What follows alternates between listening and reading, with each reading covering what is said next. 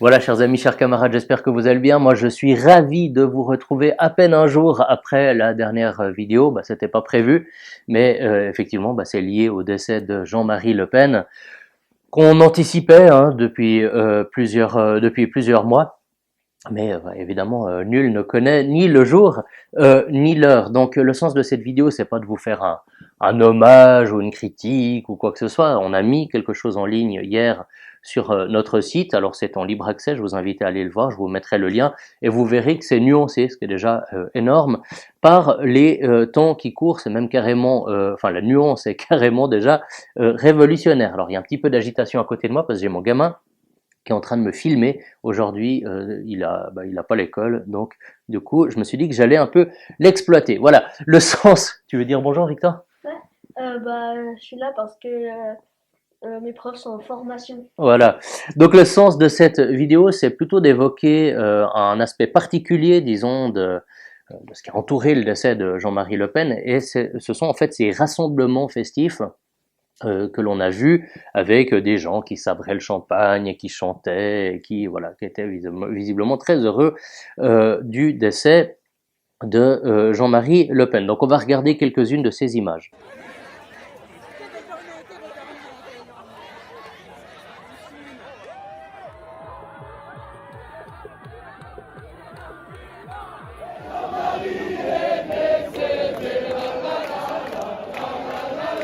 Alors pourquoi je parle de ça spécifiquement aujourd'hui? Un, parce que j'ai le sentiment qu'il y a une forme d'effondrement anthropologique, civilisationnel, enfin tout ce que vous voulez, c'est-à-dire que je vois pas de civilisation aussi misérable que la nôtre au point où l'on viendrait à effectivement célébrer la mort d'une personne enfin pas pour ce qu'elle a apporté, mais parce que réellement elle est morte. Il me semble que c'est un truc qu'on n'a pas souvent vu. Mais aussi, je veux vous montrer comment cette dimension festive répond de manière symétrique à un événement que tout le monde a oublié et qui date de 1996-96. Et en fait, c'était le décès de Mitterrand. Je crois qu'il y a un lien souterrain, disons, entre ces deux moments de l'histoire. Donc je pose le cadre. En 96, à l'âge de 79 ans, François Mitterrand, 2 fois président de la République, décède. Et je me suis un peu replongé dans ces années dans le journal intime de Philippe Muret, qui est, comme vous le savez, un auteur que j'affectionne beaucoup. Et donc, effectivement, en janvier 96, Mitterrand nous cite un peu le cortège des pleureurs mitterrandiques, qui nous dit qu'il était pour c'est ces gens qui écrivaient pour chez Libé, c'est des quidam, qui écrivaient pour dire qu'il était pour toute une moisson d'enfants, un homme qui était apparu sur les écrans, dans les familles, au sourire de l'espoir, ou qui nous dit que non, Mitterrand n'est pas mort, il était allé faire une longue promenade dans l'au-delà, et ces gens qui se félicitaient d'avoir été en 81 sur les épaules de leur papa à fêter notre victoire, donc la victoire de la gauche. Donc voilà, ce qu'on voyait, c'est qu'il y avait toute une génération qui célébrait le fait d'avoir ignoré, enfin d'avoir perdu le sens du conflit qui est pourtant assez élémentaire avec leurs parents. Et en fait, si on fait le lien avec Le Pen, on est quoi? On est 28 ans plus tard, et j'ai le sentiment effectivement que cette génération que l'on voit chanter dans la rue, dire ouais Le Pen on t'a eu, ou enfin toutes ces grandes chansons, eh bien j'ai le sentiment que vraiment c'est les fils de cette classe de bourgeois de gauche qui en 96 pleuraient la mort de Mitterrand en se disant oui, nous étions la génération Mitterrand, etc. Donc il y a il y a ce lien, disons, familial qui me semble assez évident si on voit les caractéristiques sociaux, économiques des gens qu'on a vu faire la fête hier, mais il y a aussi un lien souterrain. Donc voilà, ça c'est. Je parlais de la fin du conflit entre parents et enfants. Moi, j'ai mon gamin qui me fait des massages pendant que je fais de la vidéo. Mais il y a aussi un lien souterrain entre la figure de Mitterrand et celle de Le Pen. T'es d'accord de faire plutôt les épaules, comme ça c'est plus facile pour parler. Le lien souterrain, c'est que, en fait, la bête immonde dont la gauche bourgeoise et urbaine hier célébrait le décès, eh bien cette bête immonde, eh bien c'est son propre camp politique, donc la gauche, qui l'a fait monter. Je m'explique. En tant que président, Mitterrand, dans les années 80, a favorisé un maximum de visibilité pour le FN dans les médias, notamment à la télévision.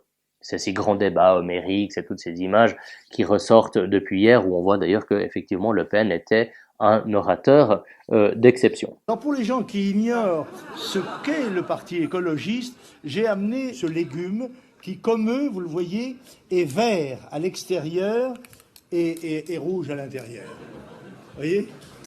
Ensuite, en tant que président, il y a eu une forme de calcul politique de la part de Mitterrand, c'est-à-dire qu'il a vu dans la montée du Front National une opportunité de diviser la droite traditionnelle, c'est-à-dire à l'époque c'était le RPR et l'UDF. Moi je me souviens de tout ça parce que même si je suis suisse puis que j'étais tout gamin, j'ai toujours eu ce sens politique, c'est une chose qui m'a toujours fasciné. Donc il y avait une volonté chez Mitterrand de fragmenter l'électorat de droite pour rendre beaucoup plus difficile la formation d'une opposition unie contre le Parti socialiste.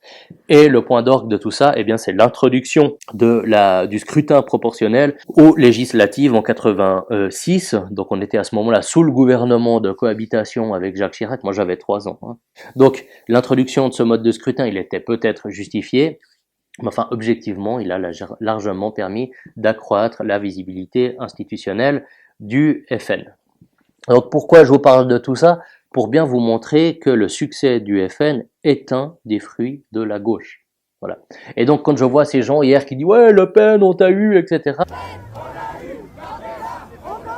Je me dis mais à quel point est-ce qu'on peut être assez stupide, assez aveugle pour ne pas constater que non, vous l'avez pas eu, oui vous l'avez eu, mais parce que le Mitterrand vous l'a imposé. Et d'ailleurs Mitterrand avait des relations assez courtoises avec Le Pen, ce qui n'était pas du tout le cas par exemple entre Le Pen et Chirac, là où c'était beaucoup plus conflictuel. Donc en résumé, Mitterrand a favorisé la montée du FN par des décisions stratégiques qui étaient liées à son positionnement médiatique, au mode de scrutin, etc.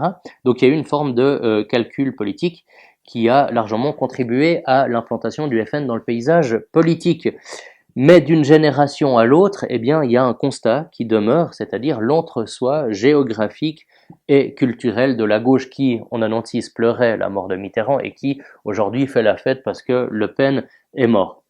Parce que ces gens qui crient Le Pen, on l'a eu, Le Pen, on l'a eu, ce genre de truc-là, à l'évidence, ils vivent dans une situation confortable. En tout cas, moi, j'ai pas vu d'image disons qui sortait de cet entre-soi de graphiste moustachu et de chargé de com vegan. Je suis pas sûr que dans les milieux prolétaires, par exemple, que la gauche a abandonné durant les années Mitterrand, enfin depuis les années Mitterrand, je suis pas sûr que dans ces milieux prolétaires on a beaucoup fait la fête en disant oui Le Pen est mort, tralalala, enfin ce genre de conneries là. Je suis pas sûr que chez les ex gilets jaunes on ait aussi beaucoup dansé sur le cadavre de Le Pen.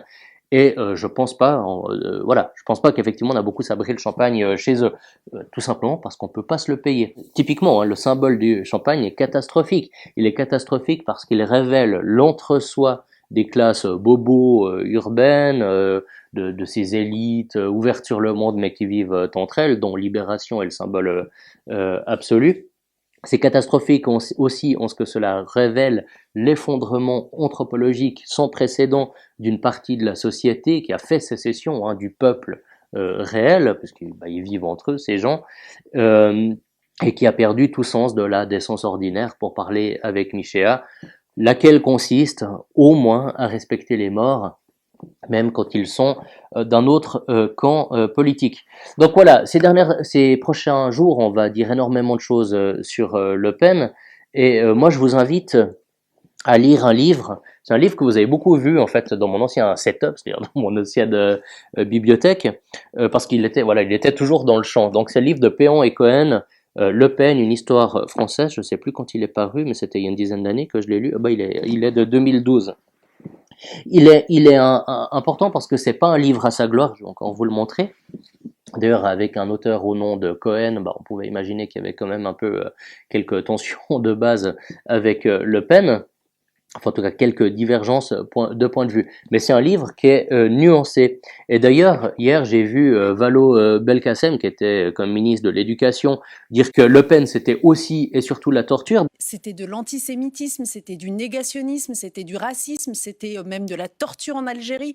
Allez lire ce bouquin parce que typiquement sur la question de la torture, il a une posture, une position qui est tout à fait prudente. Il souligne que oui, Le Pen a dirigé une unité militaire en Algérie et reconnu l'usage de méthodes brutales dans le cadre des opérations contre-insurrectionnelles, mais quant à son implication directe dans la torture, eh bien, il montre qu'elle reste très incertaine, voire sujette à controverse. Alors moi je dis pas que je suis dans un camp ni dans l'autre, mais simplement ce que je dis c'est que au lieu de crier au génie ou de boire le champagne comme des ados parce qu'un mec de 96 ans est décédé, bah, ma suggestion c'est ça, c'est aller lire ce portrait qui est complexe, qui est documenté, qui est richement documenté, et puis surtout, c'est un livre qui est important. Je crois que Le Pen a fait des procès en fait aux auteurs à la fin parce que en fait eux ce sur quoi ils mettaient l'accent pardon, c'était le fait que justement Le Pen aimait beaucoup l'argent. Donc sortez de la caricature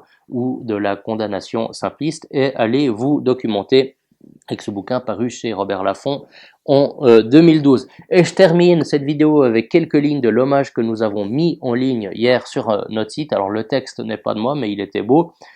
Il se termine ainsi: reposez en paix, Monsieur Le Pen, même si vous avez parfois oublié qu'un pays ne se résume pas seulement à sa grandeur passée, mais aussi à sa capacité à se renouveler.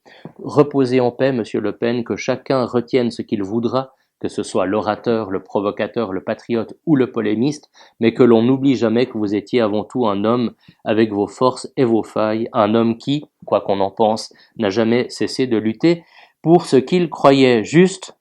Reposez en paix, Monsieur Le Pen, vous avez combattu avec ferveur, aimé avec passion et divisé avec éclat, que le repos vous soit donné enfin au-delà des tumultes terrestres. Voilà, c'est un petit peu plus de gueule que certains papiers que vous allez pouvoir lire dans les médias de grand chemin, comme dit Slobodan Despot, où on va nous dire que voilà, le diable est enfin décédé et puis on peut enfin dormir tranquille. Voilà, donc j'espère avoir un tout petit peu élargi le champ des réflexions auxquelles vous allez être exposés aujourd'hui.